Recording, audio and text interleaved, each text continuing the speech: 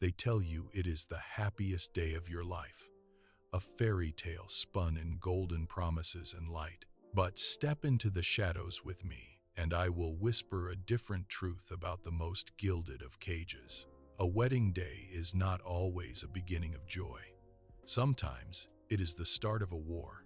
Imagine the grand hall, the echoes of the ceremony still ringing against the stone walls, yet the silence between two people is deafening. The air is so thick, so heavy, you can barely draw a breath. You stand at the center of a room filled with witnesses, but you have never been more isolated. This is not a union forged in the spark of love. It is a contract signed in the dark, built on obligation, where the hardest battles are fought behind heavy, locked doors. Are you ready to witness a storm? This story will make your heart race. The ceremony is over, the vows are spoken, and the reality of the trap is finally closing in. You look up at the man who is now legally yours, finding only a void. You turn your head, expecting to see the reflection of your own nervous hope. You look for a sign of acknowledgement, a flicker of humanity in the man standing beside you. Instead, you meet his eyes. They are not the eyes of a partner. They are cold, distant, and sharp. There is no adoration here. There is no promise of a shared future. There is only a freezing, absolute contempt that hits you with the force of a physical blow. You blink, certain you must have misread the expression, but the look remains fixed. It is a wall of ice, impenetrable and jagged. The air in your lungs seems to vanish, replaced by a sudden, sharp chill that travels down your spine. You stand frozen, the weight of the moment pressing into your shoulders. Every expectation you carried into this hall shatters against the reality of his gaze. He does not look at you as a person. He looks at you as an obstacle, a burden he has been forced to carry. The silence between you grows, stretching thin and taut like a wire ready to snap. You realize then that the ceremony was not a bridge, but a barricade. You are standing next to a stranger who has already decided that you are his enemy. The warmth of the room fades, leaving you exposed to a winter that has only just begun.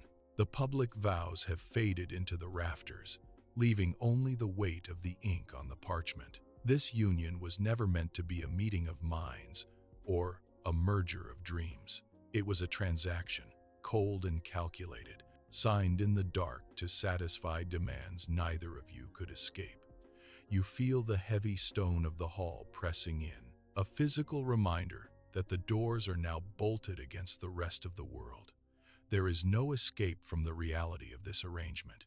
Every step forward is a step deeper into a life defined by duty rather than desire. You are bound by a contract that demands everything and promises nothing in return. The silence that follows the ceremony is not peaceful. It is the sound of a trap clicking shut. You realize that the battles ahead will not be fought in the light of day, but in the suffocating stillness of private rooms, where no one can hear the friction between two unwilling souls. You are now a prisoner of your own circumstances, locked in a space. Look closer at the space between them. It is not just empty air. It is a fracture line. Mahir stands with a rigidity that defies the room, his jaw set in a hard, unyielding line that speaks of deep-seated fury. Every muscle in his frame is coiled, ready to strike or to retreat into a silence more dangerous than any shout. He is a collection of sharp edges, a man who has weaponized his own composure. Across from him, the contrast is absolute. She stands caught in a sudden, violent shift of atmosphere, her posture betraying a frantic need to steady herself. She is a storm-tossed figure, visibly struggling to maintain composure while the world around her tilts on its axis. The shadows in the hall seem to cling to their faces, carving out the depth of the resentment that separates them. They are trapped in a visual deadlock, a portrait of two lives forced into a proximity that neither can endure. The price of this union is not paid in gold or titles. It is paid in the slow, agonizing erosion of the self. You have traded your future for a seat in a gilded cage, and the currency is your own heart, shattered into pieces. This is the true cost of the arrangement.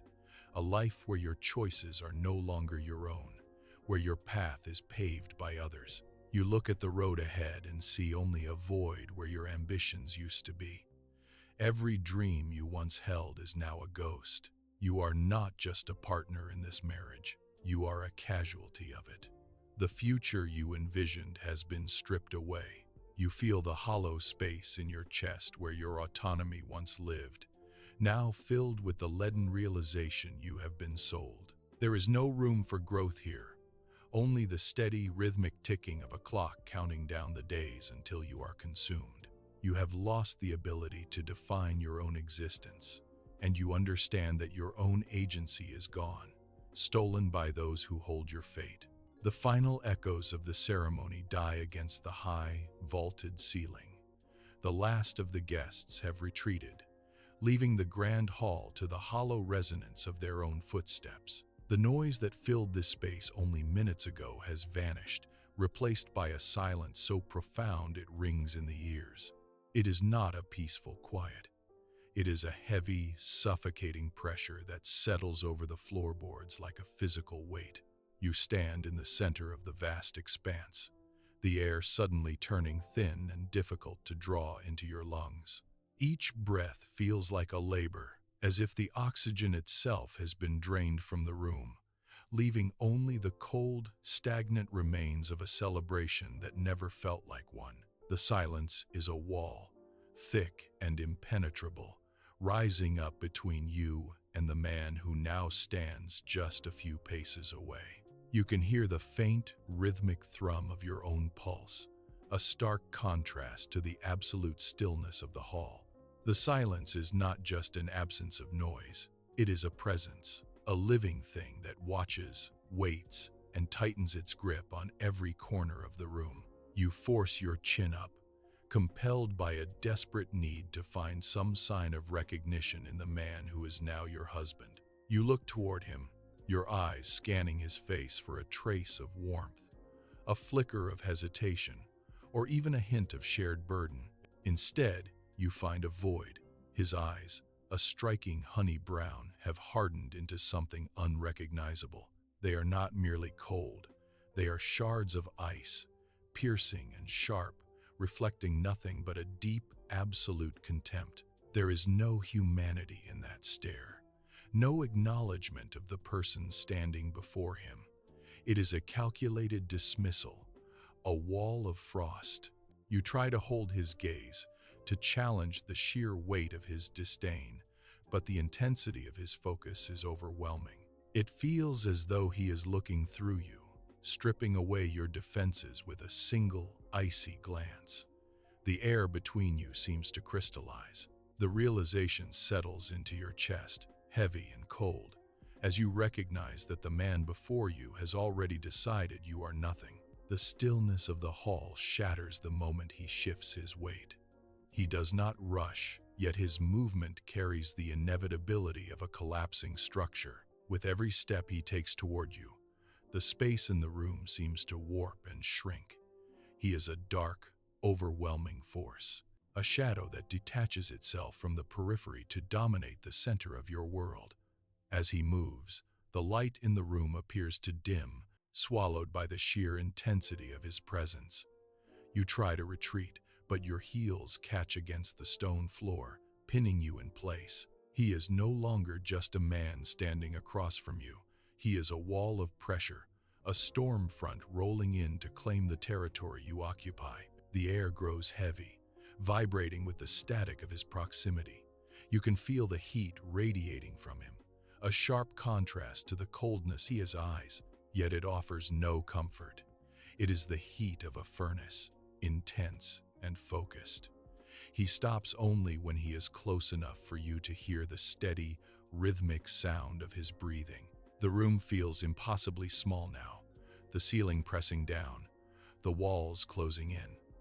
You are trapped in the wake of his advance, caught beneath the weight of a presence. He does not stop until the distance between you is gone. He leans in, his head tilting slightly as he invades your personal space, his presence now a suffocating weight that leaves you nowhere to turn. You can feel the sharp rhythmic pulse of his anger radiating off him, a tangible heat that clashes with the icy stillness of his expression. He holds his position, forcing you to look up at him, to acknowledge the sheer scale of his dominance. The silence stretches, taut and fragile, until it feels as though the entire hall is holding its breath. Then he speaks. His voice is not a shout. It is a low, dangerous command that cuts through the air like a blade. I hope you realize you made the worst decision of your life. The words are delivered with a precision that makes them land with the force of a physical impact. They echo against the stone walls, stripping away any remaining illusion of a shared future. He does not pull back. He remains there, hovering just inches from your face, waiting for the weight of his declaration to settle into your bones. Every syllable is a calculated strike, designed to ensure you understand the depth of his resentment. The words do not just hit the air, they strike you with the force of a physical blow. You feel the impact deep in your chest, a sudden jarring vibration that leaves your lungs struggling for air. It is as if the temperature in the room plummeted, turning the very atmosphere into jagged shards of ice that pierce through your composure. You stand frozen, your hands trembling at your sides, unable to find a single word to counter the absolute finality of his tone. The sound of his voice continues to resonate in your skull, a relentless echoing reminder of the chasm he has just carved between you. Your vision blurs for a fraction of a second, the grand hall losing its edges as the reality of his contempt takes hold. You try to inhale, but your throat feels constricted, tight and dry. Every nerve ending is firing, reacting to the sheer malice behind his statement. You remain caught in the wake of his cruelty, your breath shallow and ragged, staring into the void he has created. Your throat burns as you force the air to move, your vocal cords straining against the weight of the silence. You need to anchor yourself, to remind him of the person standing before him. You part your lips, the movement feeling heavy. You whisper his name, Mahir, a soft sound that barely carries across the narrow space between you. It is a plea, a fragile attempt to reach the man beneath the hostility. You watch his face, searching for a flicker of recognition. Instead, his reaction is instantaneous. His eyes narrow, the pupils contracting into sharp, dark points that seem to pierce right through you. He does not blink. He does not lean away. He simply stares, his expression hardening into a mask of pure, unadulterated rejection. The name you spoke hangs in the air, discarded and meaningless. He does not acknowledge the sound. He does not acknowledge the intent. He simply tightens his stance, his silence now a weapon. The rejection is absolute, a wall built of stone and ice. He does not wait for a response. He steps forward, his movement sudden and deliberate, forcing you to retreat. You take one step back, then another, your heels clicking against the hard floor until your shoulders meet the unforgiving resistance of the stone wall. There is nowhere left to go. The space behind you is solid, immovable, and cold. Mahir does not stop. He closes the final inches, planting a hand against the stone beside your head, effectively sealing you into the narrow pocket of air he occupies. You feel the vibration of his movement through the wall, a low-frequency hum that mirrors the frantic rhythm of your own heart. The room seems to contract, the ceiling lowering, the walls drawing inward as if the architecture itself is conspiring to keep you pinned. He looms over you, his presence an overwhelming weight that displaces the oxygen in the room. You press your palms flat against the stone, seeking stability. He has successfully erased your perimeter, turning the grand hall into a cage of his own making, leaving you with no exit and no room to look away. You are trapped in the space he has carved out, yet the physical proximity is a cruel deception.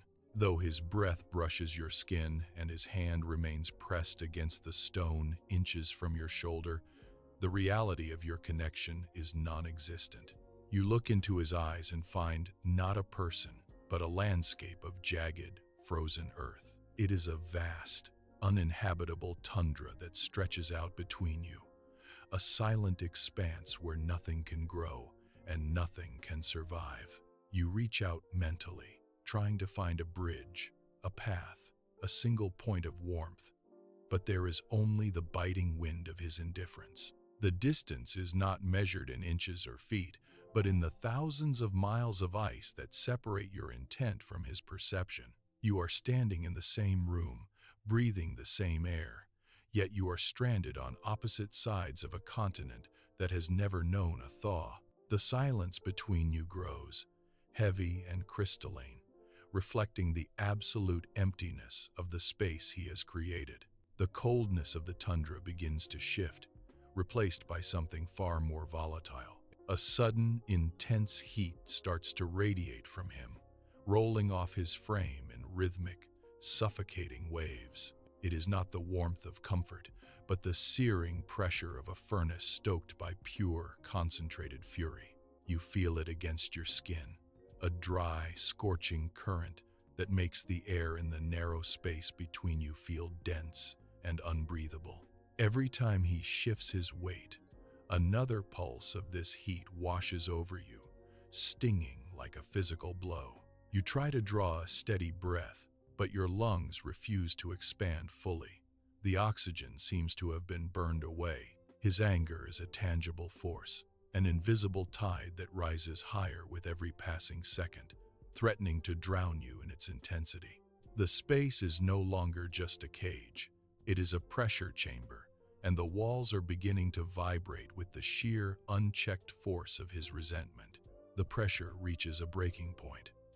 Mahir stops moving, his stillness more terrifying than the heat that preceded it. He forces your chin up, compelling you to meet his gaze, ensuring there is no corner of the room left for you to hide in. The air between you vibrates with the weight of what he is about to unleash. He leans in until his presence occupies every inch of your field of vision, his voice dropping into a low, jagged command that cuts through the silence. Listen closely, because I will not repeat this. He pauses, letting the gravity of his intent settle over you like a leaden shroud. You are here by necessity, nothing more. You will never have a place in my life, and you will certainly never have a place in my heart. The words are deliberate, stripped of any pretense or mercy. He holds your stare, searching for any sign of resistance, but finding only the stark reality of his rejection. Do you understand the terms of this arrangement? He is building a fortress of words, a final, impenetrable wall designed to keep you out forever. The ultimatum hangs in the air, cold and absolute. He does not pull back. Instead, he leans further into your space, the distance between you vanishing until the air is shared. His face is a mask of controlled disdain, yet he brings his lips to within a fraction of an inch from yours. It is a calculated, agonizing pause. He holds you there, suspended in the space where a wedding kiss should be, turning the gesture into a mockery. You can feel the ghost of his breath against your skin, a sharp, rhythmic reminder of his presence that feels more like an intrusion than a touch. He is close enough to feel the heat of your skin, yet he remains entirely detached, his eyes locked onto yours to ensure you witness the cruelty. This is not a moment of affection. It is a tactical display of dominance. He wants you to feel the weight of his rejection. He lingers, testing your endurance, forcing you to exist in the suffocating proximity of a man who refuses to acknowledge your humanity. Every second he stays there, the tension coils tighter, making the act of breathing a struggle against the sheer, cold weight of his refusal. The shudder starts at the base of your spine, an involuntary reaction to the sheer intensity of his focus. You try to suppress it, to remain as stone-like as he is, but your body betrays the terror blooming in your chest. His gaze does not flicker.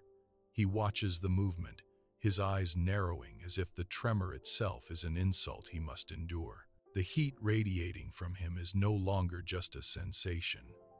It is a physical force pressing against your skin, a suffocating barrier. You are caught in a jagged intersection of fear and an inexplicable, sharp awareness of his proximity. It is a paradox that burns.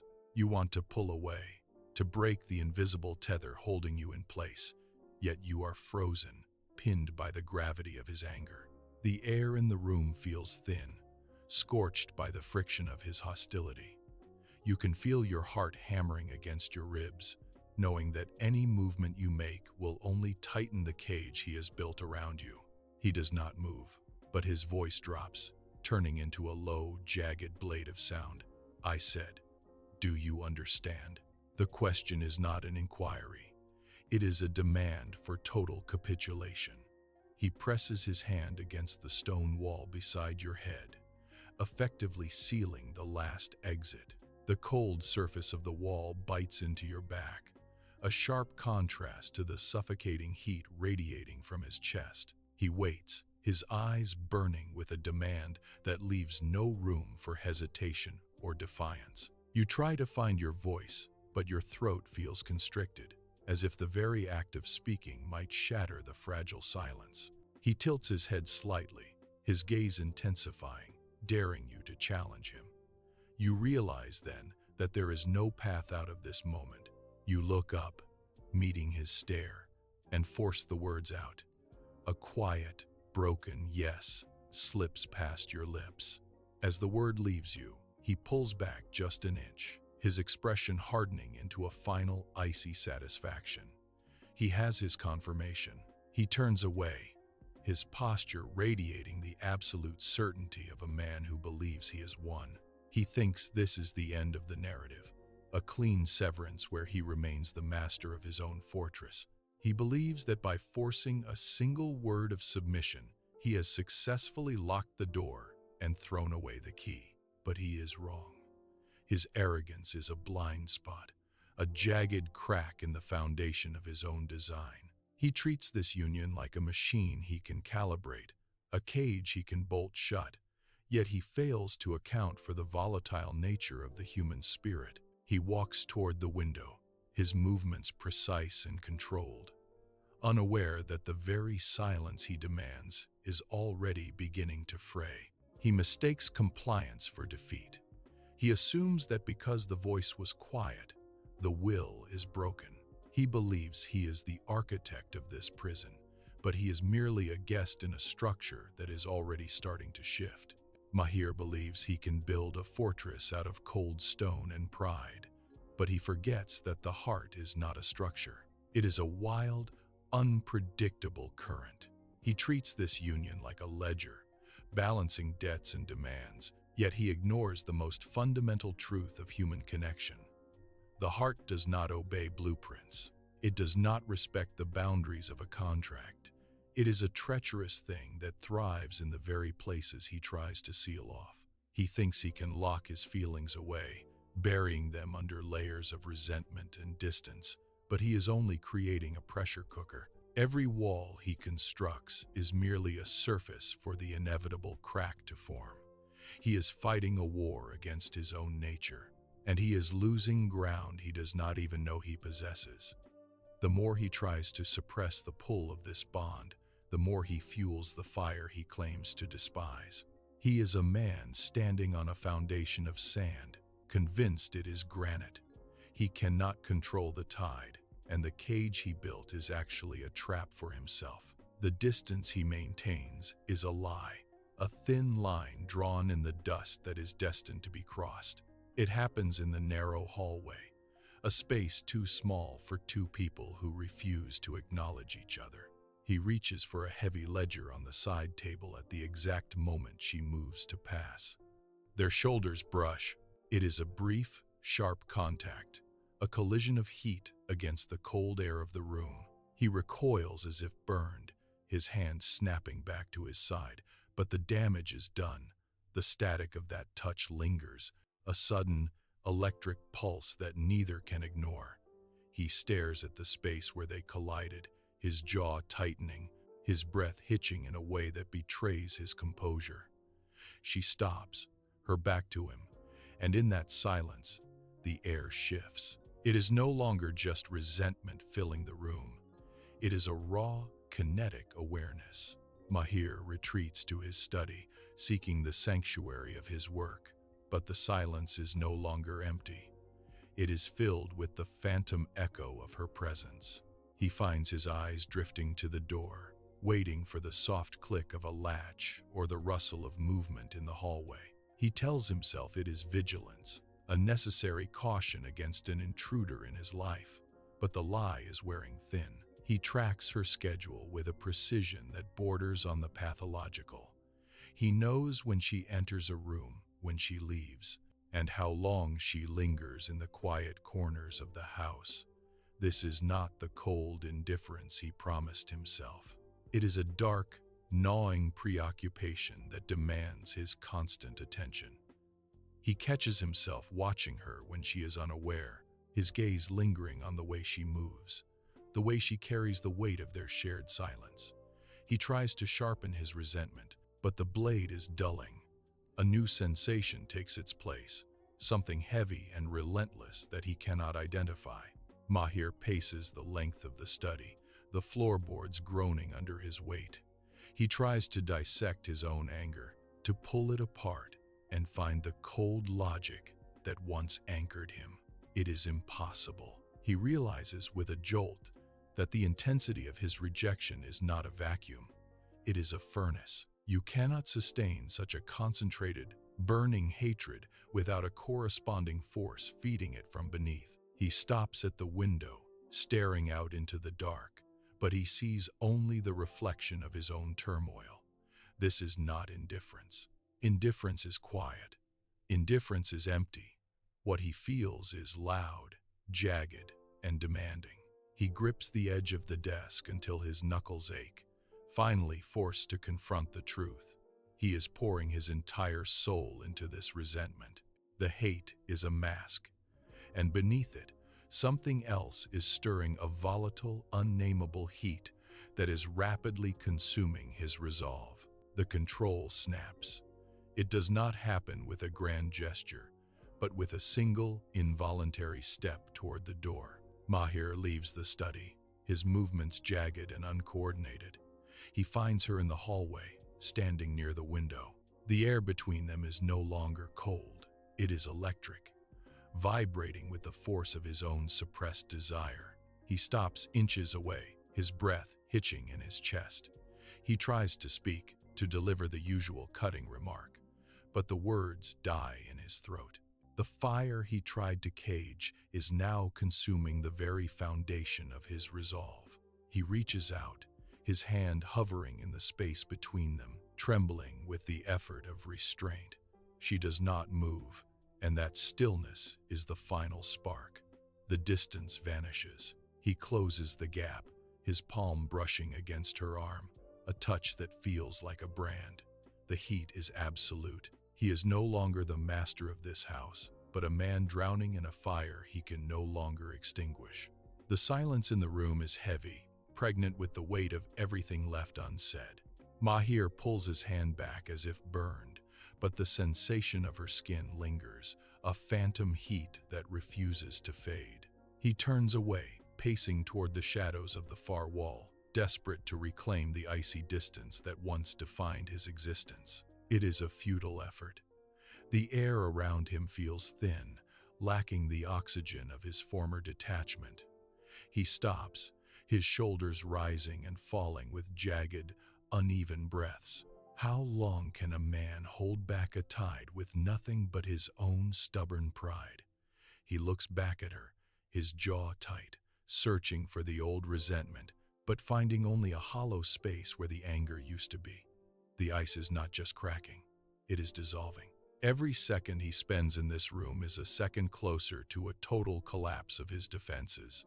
He is a man standing on a frozen lake, listening to the deep, resonant groans of the surface giving way beneath his feet. He knows the water is waiting, cold and deep, yet he cannot bring himself to move. How long before the last shard of his resolve shatters? The realization arrives not with a shout, but with a quiet, devastating clarity. Mahir watches her from across the room, observing the way she moves, the way she occupies the space he once claimed as his own. He tries to summon the old bitter arguments, but they feel like relics from a life he no longer recognizes. He walks to the desk, his hands gripping the wood until his knuckles turn white, yet his gaze remains fixed on her. The absence of her voice in the room is now more jarring than any argument they ever had. He realizes that the fortress he built was never meant to keep her out. It was a cage designed to keep him from admitting that he was already lost. He steps toward her, his movements slow, deliberate, stripped of the jagged fury that once defined him. He stops, not to command or to corner, but to bridge the final agonizing gap. He understands now that the rejection was a mask. She is the foundation of it. He is finally ready to accept that she is the only person he cannot live without. The walls have fallen, and the man who once demanded distance now stands at the precipice of a new reality. You have witnessed the coldness shatter and the fire take hold, but this is only the beginning of the storm. If you find yourself drawn to the razor-thin line where enemies become lovers, you are in the right place. This journey of obsession, pride, and inevitable surrender is just getting started. Do you believe a marriage forged in such fierce rejection can truly transform into a bond that defies everything? I want to hear your thoughts. Drop a comment below and tell me if you think Mahir can ever fully earn his way back from the ice. If you are ready to see how this slow burn consumes the rest of their lives, hit that subscribe button right now. Stay tuned, because the path ahead is as dangerous as it is beautiful. Join the conversation, subscribe, and prepare yourself for the next chapter. The stage is set, and the silence that once defined their marriage is now pregnant with everything left unsaid. You have seen the ice crack, and you have felt the heat of a fire that refuses to be extinguished. But do not be fooled by the quiet. The most dangerous storms are the ones that gather in the stillness after the first strike. Every look they exchange now carries the weight of 1,000 unspoken truths. Every movement is a gamble, and every decision is a step closer to a point of no return. We are moving past the initial rejection, past the pride, and into the raw, unpredictable territory of what happens when two people are forced to face the reality of their own desires. This is not just a story about a marriage. It is a study of how two souls collide, break, and inevitably reshape one another. The path ahead is treacherous, filled with shadows that hide secrets and light that reveals too much. You have only seen the first sparks of a wildfire. Keep your pulse steady and prepare for the next chapter. The most intense moments are still waiting in the dark.